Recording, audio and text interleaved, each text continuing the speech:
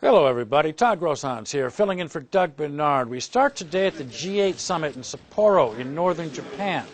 The world's top economic powers there agreeing to cut global greenhouse gas emissions in half by the year 2050. European Commission President José Manuel Barroso says the U.S. must fully commit to this goal. Without a big step of the United States, we cannot achieve the agreement, because it's the major economy in the world. And the signal that the economy sends, it's critically important, namely from the bigger emerging economies, like China and India. President Bush has avoided accords like this in the past, but agreed to this one because it requires developing countries such as China and India to also participate. Environmental groups blasted the agreement, saying it's vague and ambiguous. They say much more needs to be done, much more quickly. Now to Kabul, Afghanistan, site of that devastating car bomb Monday.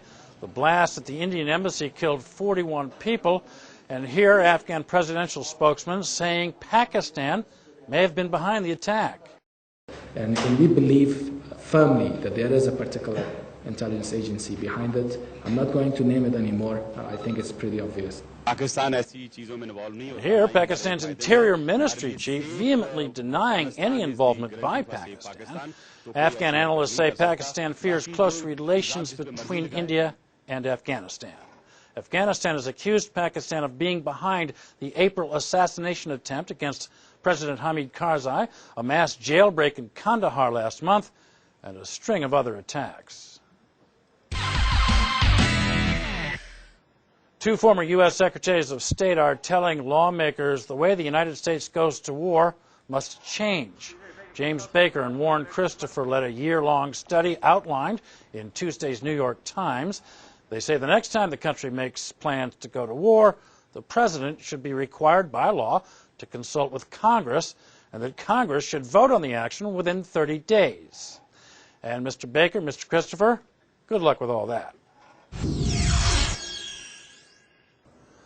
With just 1 month to go before the Olympic Games in Beijing, one man isn't taking all the excitement of big stadiums sitting down, or maybe he is. Meet Jim Mouth. Over the next 5 days, he plans to sit in every seat in the Rose Bowl in Pasadena, California, all 92,500 of them. He wants to set a new Guinness World Record for sitting in the most seats in 48 hours. And just look at all those seats with only one person in them. Looks a lot like the opening of a Mariah Carey movie. Anyway, Mr. Mouth should be the butt of a lot of jokes about now. Get it? The butt of a lot of jokes. Butt. Yeah, we get it. Okay, that's our show this time. I'm Todd Grosshans. Doug Bernard will be back tomorrow. See you then.